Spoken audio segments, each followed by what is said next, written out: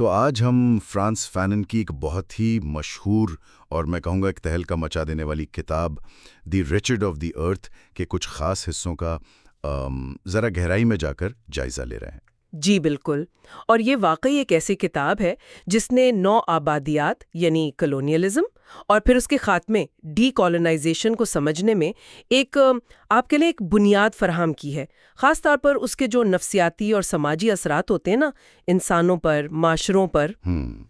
تو آج ہم صرف فینن کے الفاظ نہیں دیکھیں گے بلکہ ژان پال سارترے نے جو اس کا دیباچہ لکھا ہے جو خود بہت پاورفل ہے اس کے بھی کچھ حصے شامل کریں گے۔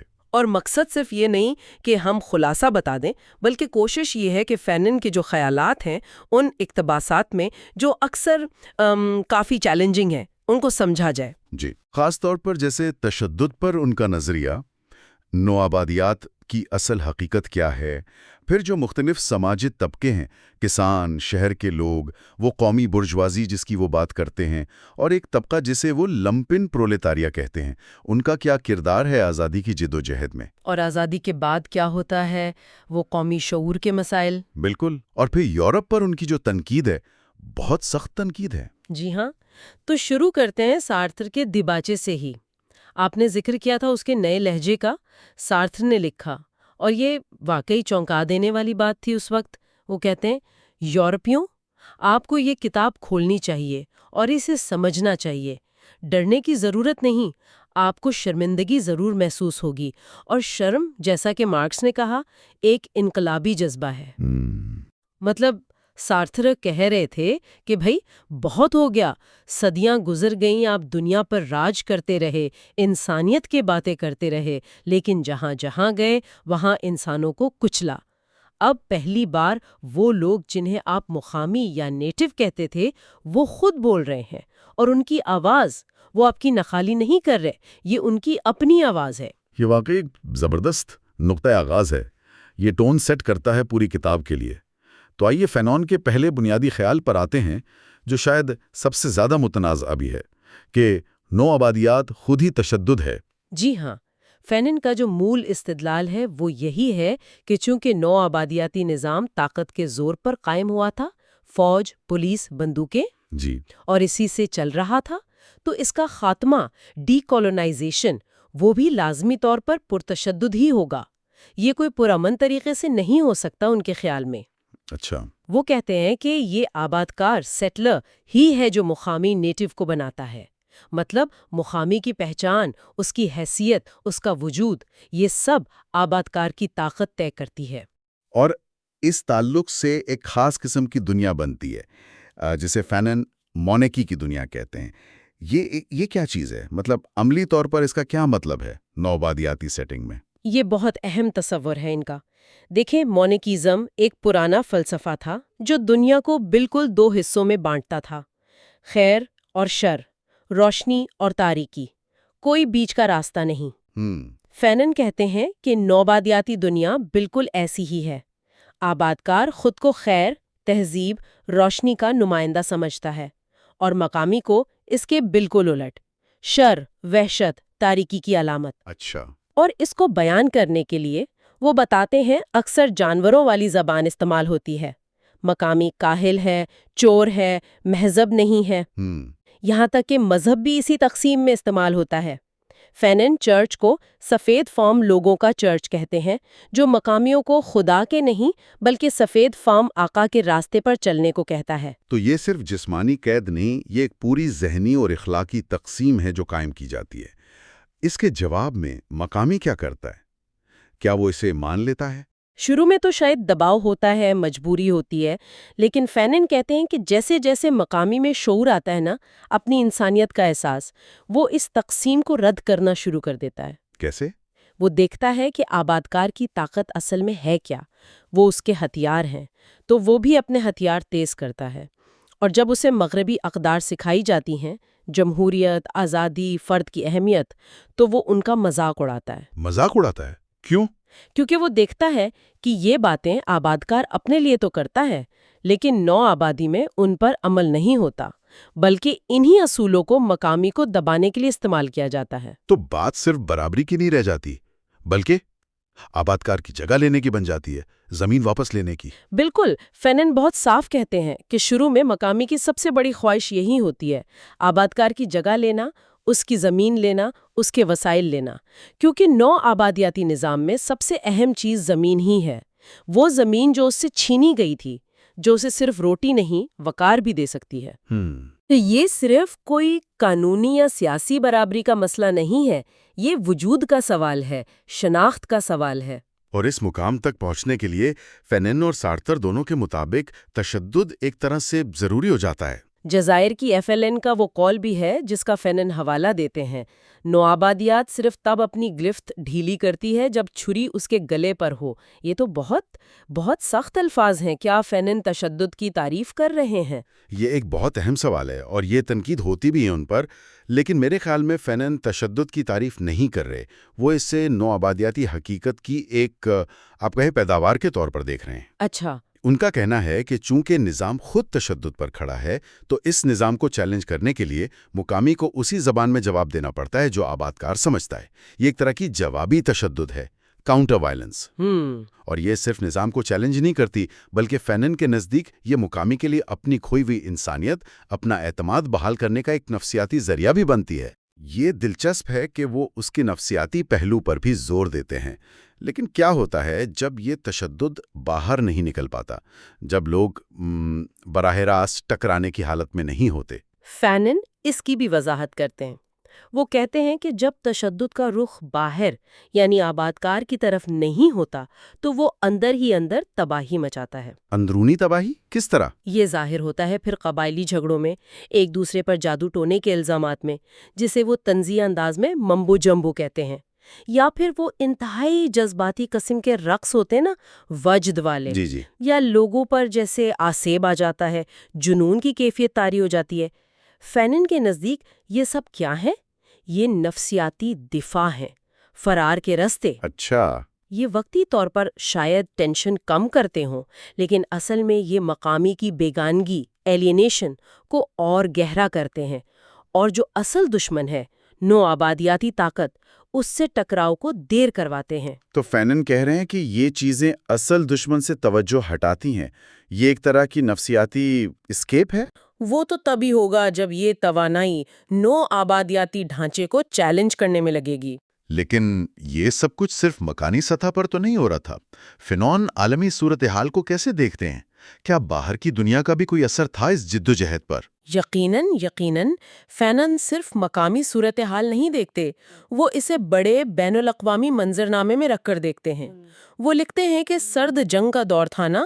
جی، کولڈ وار۔ ہاں، جب دنیا امریکہ اور سوویت یونین کے دو کیمپوں میں بٹی ہوئی تھی، تو اس وقت نو آبادیاتی عوام کی جدوجہد کچھ کم مایوس کن لگتی تھی۔ وہ کیسے؟ دیکھیں، دونوں بڑی طاقتیں تیسری دنیا کے ملکوں کو اپنی طرف کھینچنا چاہتی تھی، تو اس سے آزادی کی تحریکوں کو تھوڑی آپ کہیں سانس لینے کی جگہ ملی۔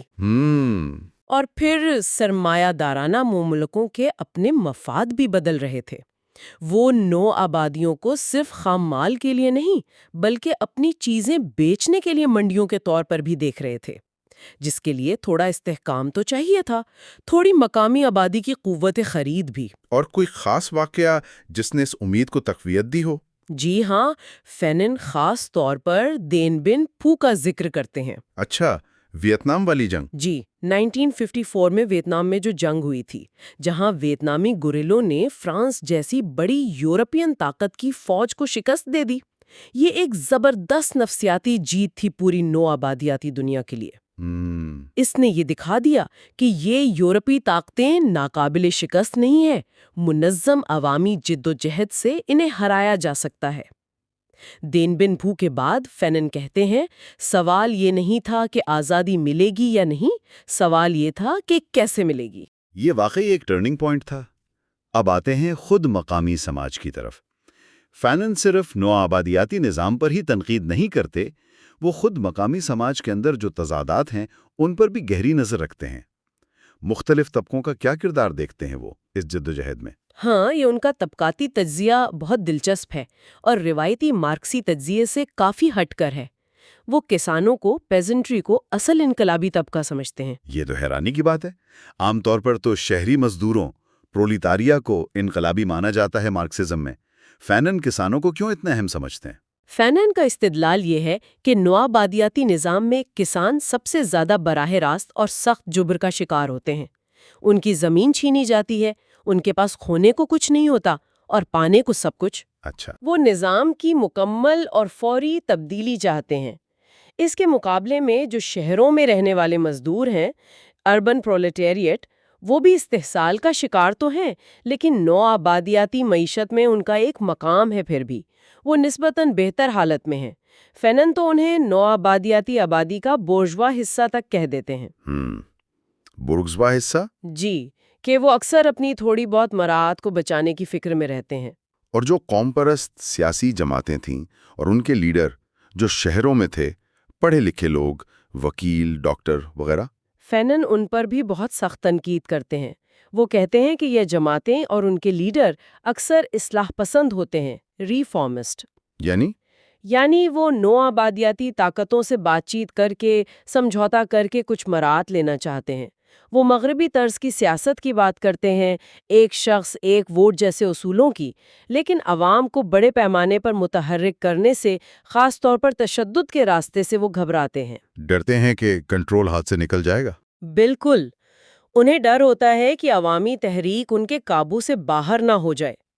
فینن کہتے ہیں کہ اکثر جب تشدد شروع ہوتا بھی ہے نا، تو یہ جماعتیں اسے روکنے اور سمجھوتا کروانے کے لیے نوآبادیاتی طاقتوں کے پاس بھاگتی ہیں۔ تو ایک طرح سے وہ آزادی کی جدوجہد کو مینج کرنا چاہتے تھے۔ جی ہاں، وہ ایسی تبدیلی چاہتے تھے جس سے نظام کی اصل ساخت نہ بدلے، بس اقتدار گوروں سے ان کے، یعنی مقامی اشرافیہ کے ہاتھ میں آ جائے۔ اور پھر آزادی مل جاتی ہے۔ لیکن فینن یہاں رکتے نہیں، وہ جشن نہیں مناتے، بلکہ وہ خطرے کی گھنٹی بجاتے ہیں۔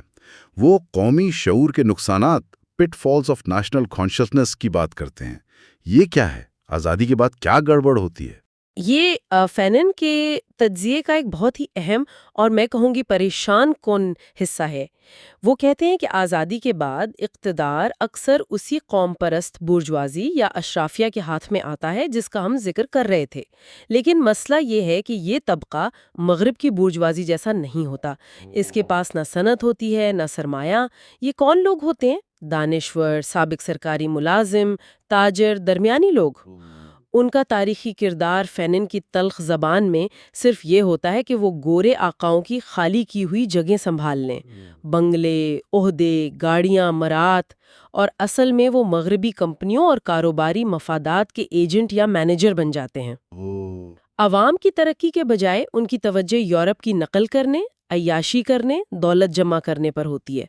فینن ایک بہت ہی سخت جملہ استعمال کرتے ہیں۔ وہ کہتے ہیں کہ یہ قومی بورژوازی ملک کو یورپ کا قحبہ خانہ، براثل آف یورپ بنا دیتی ہے۔ یہ تو واقعی بہت سخت بات ہے۔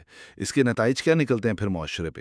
نتائج بہت تباہ کن ہوتے ہیں، کیونکہ یہ بورژوازی معاشی طور پر کمزور ہوتی ہے، عوام سے کٹی بھی ہوتی ہے، تو اپنی حکومت کو جائز بنانے کے لیے وہ کیا کرتی ہے؟ وہ اکثر کھوکھلی قوم پرستی کا نعرہ لگاتی ہے۔ شوونزم، یعنی اپنی قوم کو دوسروں سے برتر سمجھنا، نسل پرستی کا سہارا لیتی ہے۔ فینن مثالیں دیتے ہیں کہ کیسے آزادی کے بعد افریقی ملکوں میں ایک نسلی گروہ نے دوسرے پر الزام تراشی شروع کر دی، جیسے آئیوری کوسٹ میں ڈاہومی لوگوں کے خلاف فسادات ہوئے، سینیگال میں سوڈانیوں کے خلاف مظاہرے۔ قبائلیت کو، علاقائیت کو ہوا دی جاتی ہے۔ کیوں؟ تاکہ عوام کی توجہ اصل مسائل سے ہٹ جائے، غربت سے، عدم مساوات سے، اس بورژوازی کی اپنی نااہلی سے۔ یہ طبقہ عوام کو منظم کرنے یا ان کی بہتری کے لیے کوئی ٹھوس منصوبہ دینے میں ناکام رہتا ہے۔ فینن ایک اور طبقے کا بھی ذکر کرتے ہیں، لمپن پرولیٹیریٹ۔ یہ کون لوگ ہیں اور ان کا کیا کردار ہو سکتا ہے؟ لمپن پرولیٹاریٹ سے فینن کی مراد شہروں کے بالکل کناروں پر رہنے والے وہ لوگ ہیں جو بالکل ہی محروم ہیں، بے زمین، بے روزگار، جڑوں سے اکھڑے ہوئے، کچی آبادیوں کے رہنے والے، چھوٹے موٹے جرائم پیشہ، بے گھر لوگ۔ یہ وہ طبقہ ہے جو نو آبادیاتی نظام سے سب سے زیادہ کٹا ہوا ہے۔ فینن انہیں ایک ممکنہ طور پر بہت طاقتور، خود رو، سپونٹینیس اور انقلابی قوت سمجھتے ہیں، کیونکہ ان کے پاس بھی کھونے کو کچھ نہیں ہوتا۔ لیکن ان کے ساتھ ایک خطرہ بھی ہے، وہ یہ کہ اگر انقلابی تحریک انہیں صحیح طرح منظم نہ کرے، انہیں سیاسی شعور نہ دے، تو نو آبادیاتی طاقتیں یا بعد میں یہی قومی برجوازی انہیں آسانی سے اپنے مقاصد کے لیے استعمال کر سکتی ہے، پیسوں کا لالچ دے کر یا گمراہ کر کے۔ اچھا، جیسے؟ فینن الجزائر کی مثال دیتے ہیں ہرکیز کی۔ یہ وہ الجزائری فوجی تھے جو فرانسیسی فوج کے لیے اپنے ہی لوگوں سے لڑے، یا میسالسٹس جو FLN کی مخالف تنظیم تھی جسے فرانسیسیوں نے استعمال کرنے کی کوشش کی۔ فینن کہتے ہیں کہ ایسے لوگ اکثر اسی لمپن پرولیٹیریا یا دیہی غریبوں میں سے بھرتی کیے جاتے تھے۔ یہ ساری ناکامیاں، یہ اندرونی مسائل، فینن اس کا ذمہ دار کسے ٹھہراتے ہیں؟ یہاں ان کی نظر یورپ کی طرف جاتی ہے نا؟ سارتر نے بھی کہا تھا کہ فینن یورپیوں کے بارے میں بات کر رہا ہے، ان سے نہیں۔ بالکل، فینن کی یورپ پر تنقید بہت ہی سخت ہے، بے رحمانہ ہے۔ وہ یورپ کی منافقت کو بالکل ننگا کر دیتے ہیں۔ کہتے ہیں کہ یورپ نے صدیوں تک انسانیت، آزادی، برابری کے بڑے بڑے دعوے کیے، لیکن اپنی نوآبادیوں میں ان سب کی دھجیاں اڑا دیں۔ سارتر نے اسے کیا کہا تھا؟ نسل پرستانہ انسانیت۔ فینن واضح کرتے ہیں کہ یورپ کی جو شان و شوکت ہے، اس کی دولت، اس کی خوشحالی، یہ سب تیسری دنیا کی صدیوں کی لوٹ مار پر کھڑی ہے۔ یورپ کی دولت اصل میں چرائی ہوئی دولت ہے۔ اسی لیے جب تیسری دنیا کے ملک امداد مانگتے ہیں تو وہ خیرات نہیں مانگ رہے ہوتے، وہ اپنا حق مانگ رہے ہوتے ہیں، ایک طرح کا معاوضہ، ریپریشنز۔ اور سارت نے یورپیوں سے کہا تھا کہ یہ کتاب پڑھ کر شرم محسوس کرو، کیونکہ شرم ایک انقلابی جذبہ ہے۔ فینن یورپ کے مستقبل کو کیسے دیکھتے ہیں؟ فینن یورپ کو ایک زوال پذیر تہذیب کے طور پر دیکھتے ہیں، جو اپنی ہی منافقت اور تضادات کے بوجھ تلے دب کر کھائی کی طرف سرپٹ دوڑ رہی ہے۔ اچھا۔ اسی لیے وہ تیسری دنیا کے نئے آزاد ملکوں پر زور دیتے ہیں کہ خدارا یورپ کی اندھی تقلید مت کرنا۔ یورپ کا ماڈل ناکام ہو چکا ہے، اسے دہرانا خود کو تباہی کی طرف لے جانا ہے۔ لیکن اگر یورپ کی نکالی نہیں کرنی تو پھر راستہ کیا ہے؟ فینن کیا متبادل دیتے ہیں؟ یہ نیا انسان کیسے بنے گا جس کی وہ بات کرتے ہیں؟ ہاں، فینن کا پیغام صرف تنقید نہیں، امید بھی ہے۔ وہ کہتے ہیں کہ تیسری دنیا کا کام صرف یورپ کو رد کرنا نہیں ہے، بلکہ کچھ نیا بنانا ہے۔ ہمیں مکمل انسان، a whole man، تخلیق کرنے کی کوشش کرنی ہے۔ مکمل انسان؟ جی، ایسا انسان جو نہ نوآبادیاتی جبر سے مسخ شدہ ہو اور نہ ہی آزادی کے بعد والی قومی برجوازی کی طرح اندر سے کھوکھلا ہو۔ ہمیں قومی شعور کے تنگ دائرے سے نکل کر ایک وسیع تر سماجی اور سیاسی شعور تک پہنچنا ہے، یعنی حقیقی انسانیت تک۔ اور اس کے لیے ضروری ہے کہ مغرب کا جو ترقیاتی ماڈل ہے، خاص طور پر وہ سرمایہ دارانہ مرحلہ جسے قومی برجوازی اپناتی ہے، اسے چھوڑ دیا جائے۔ یہ تو بہت بڑا چیلنج ہے۔ عملی طور پر اس کا کیا مطلب ہے؟ فینن کیا مشورہ دیتے ہیں؟ کیا کیا جائے؟ فینن چند خاص باتوں پر بہت زور دیتے ہیں۔ ایک تو عوام کی سیاسی تعلیم، جی، کہ عوام کو صرف ووٹ دینے والا نہ سمجھا جائے، انہیں سیاسی عمل میں شریک کیا جائے، انہیں قومی عالمی مسائل کا شعور دیا جائے۔ اور دوسرا، اختیارات کی نچلی سطح پر منتقلی، ڈی سینٹرلائزیشن۔ سارا اختیار اور پیسہ دارالحکومت میں جمع نہ ہو، بلکہ مقامی سطح پر جائے تاکہ لوگ اپنے فیصلے خود کریں۔ ٹھیک۔ تیسرا، سیاسی پارٹی کا کردار۔ پارٹی عوام پر حکومت نہ کرے، بلکہ ان کی رہنمائی کرے، انہیں منظم کرے، ان کی آواز بنے۔ پارٹی عوام کا اوزار ہو، ان پر مسلط مشینری نہ ہو۔ چوتھا، اہم شعبوں کو قومی تحویل میں لینا، خاص طور پر تجارت کو، تاکہ منافع چند درمیانی لوگوں کی جیب میں جانے کے بجائے عوام پر خرچ ہو۔ اور فوج کا کردار؟ جی، فوج ریاست کے اندر ریاست نہ بنے، سیاست میں دخل نہ دے، بلکہ قومی تعمیر نو اور شہری تعلیم کا ادارہ بنے۔ اور ایک اور بات، خود تنقیدی؟ بالکل، سیلف کرٹیسزم۔ فینن اسے ایک اہم افریقی روایت کہتے ہیں کہ تحریک اور ریاست کو اپنی غلطیاں ماننے اور ان سے سیکھنے کے لیے تیار رہنا چاہیے۔ فینن صرف سیاست اور معیشت کی بات نہیں کرتے، وہ ثقافت کو بھی جدوجہد کا ایک اہم حصہ سمجھتے ہیں۔ اس بارے میں ان کے کیا خیالات ہیں؟ جی ہاں، یہ ان کا ایک اور بہت دلچسپ نقطہ ہے کہ آزادی کی جدوجہد خود ایک ثقافتی عمل ہے، یہ رکی ہوئی جامع ثقافت کو زندہ کرتی ہے، اسے نئی شکل دیتی ہے، نئی تخلیق ہوتی ہے۔ اچھا، کیسے؟ وہ مقامی دانشور نیٹو انٹلیکچوئل کے ارتقاء کے 3 مراحل بتاتے ہیں۔ پہلا، جب وہ نو آبادیاتی ثقافت کو پوری طرح اپنا لیتا ہے، اپنی جڑوں سے کٹ جاتا ہے۔ جی۔ دوسرا، جب اسے اپنی شناخت کا احساس ہوتا ہے تو وہ ماضی میں پناہ ڈھونڈتا ہے، اکثر پرانی روایات کو بہت رومانوی انداز میں پیش کرتا ہے۔ تیسرا اور اصل مرحلہ تب آتا ہے جب وہ عوام کے ساتھ جد و جہد میں شامل ہوتا ہے۔ تب اس کا ادب، اس کا فن جنگجو ادب، کامبیٹ لٹریچر بن جاتا ہے، جو جد و جہد کی عکاسی بھی کرتا ہے اور اسے آگے بھی بڑھاتا ہے۔ اور زبانی روایات کا کیا ہوتا ہے؟ قصے کہانیاں؟ وہ بھی بدل جاتی ہیں۔ فینن بتاتے ہیں کہ جد و جہد کے دوران قصے گو ماضی کے واقعات کو حال کے مسائل سے جوڑ کر سنانے لگتے ہیں، ان سے ہمت اور رہنمائی حاصل کرتے ہیں۔ تو ان کے نزدیک قومی ثقافت صرف پرانی چیزوں کو سنبھال کر رکھنا نہیں ہے؟ بالکل نہیں۔ فینن کے لیے حقیقی قومی ثقافت کوئی میوزیم نہیں ہے، بلکہ یہ حال میں عوام کی جد و جہد ہے، عوام کا خود کو نئے سرے سے بنانا ہے۔ اسی لیے وہ نیگریٹیوڈ جیسی تحریکوں پر بھی تنقید کرتے ہیں جو سیاہ فام ثقافت پر زور دیتی تھیں۔ اگر وہ صرف ماضی کی بڑائی کرتی رہیں اور حال کی سیاسی اور معاشی جد و جہد سے الگ ہو جائیں۔ اچھا۔ فینن کہتے ہیں کہ افریقی عوام کا اتحاد مشترکہ ثقافت سے زیادہ نوآبادیات کے خلاف مشترکہ جد و جہد سے بنتا ہے۔ آخر میں فینن کا جو نفسیاتی تجزیہ ہے اسے نظر انداز نہیں کیا جا سکتا۔ وہ خود ماہر نفسیات تھے، انہوں نے الجزائر کی جنگ میں ہسپتال میں کام بھی کیا۔ جنگ کے ذہنی اثرات پر ان کا کیا کہنا تھا؟ یہ ان کی تحریروں کا ایک بہت ہی تکلیف دہ لیکن بہت اہم پہلو ہے۔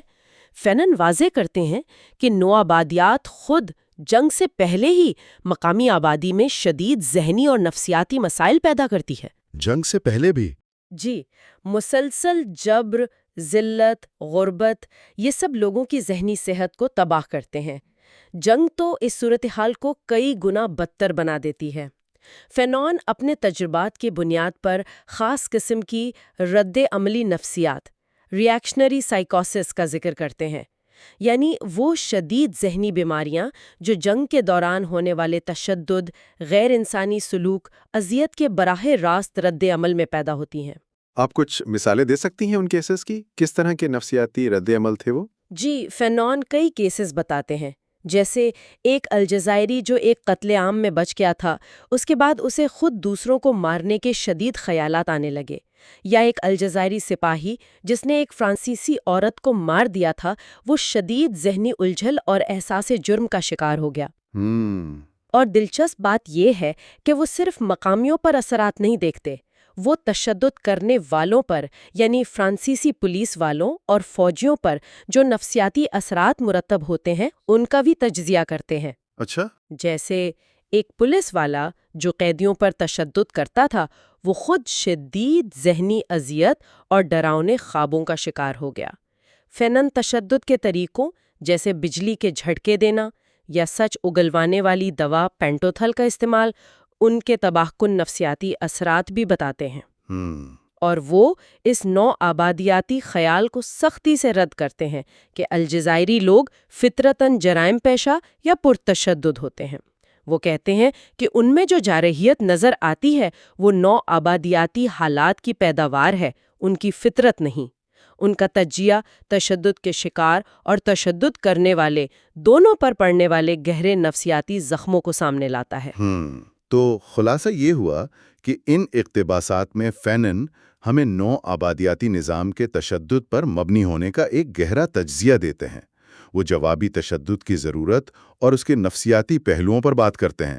وہ آزادی کی جدوجہد میں مختلف طبقوں، خاص طور پر کسانوں اور لمپن پرولیتاریا کے کردار اور قومی برجوازی کی کمزوریوں کو واضح کرتے ہیں۔ جی، وہ آزادی کے بعد یورپ کی نقالی سے خبردار کرتے ہوئے ایک نئی راہ اپنانے پر زور دیتے ہیں، ثقافت کو جد و جہد سے جوڑتے ہیں اور تشدد کے تباہ کن نفسیاتی اثرات کو بھی سامنے لاتے ہیں۔ بالکل۔ اور شاید ایک آخری نقطہ جس پر سوچا جا سکتا ہے وہ یہ ہے کہ فینون کا طاقت، تشدد، ریاستی جبر، نسل پرستی اور ان سب کے نفسیاتی اثرات کا تجزیہ آج بھی کتنا ریلیونٹ ہے۔ کیا یہ صرف نو آبادیاتی دور کی تاریخ ہے، یا ان کے خیالات ہمیں آج کی دنیا میں جو ناانصافیاں ہیں، جو ریاستی تشدد کے طریقے ہیں، پناہ گزینوں کے مسائل ہیں، یا جنگوں کے بعد معاشروں کو جو نفسیاتی چیلنج درپیش ہیں، انہیں سمجھنے میں مدد دے سکتے ہیں؟ یہ ایک اہم سوال ہے۔ اور یہ کہ مکمل انسان کی تخلیق کا ان کا جو تصور تھا، وہ آج کے ترقیاتی ماڈلز کو یا انسانی حقوق کی بحثوں کو یا شناخت کی سیاست کو کس طرح چیلنج کرتا ہے، اور شاید بدلنے کے لیے بھی سوچنے پر مجبور کرتا ہے۔ اس گہری گفتگو کے لیے آپ کا بہت شکریہ۔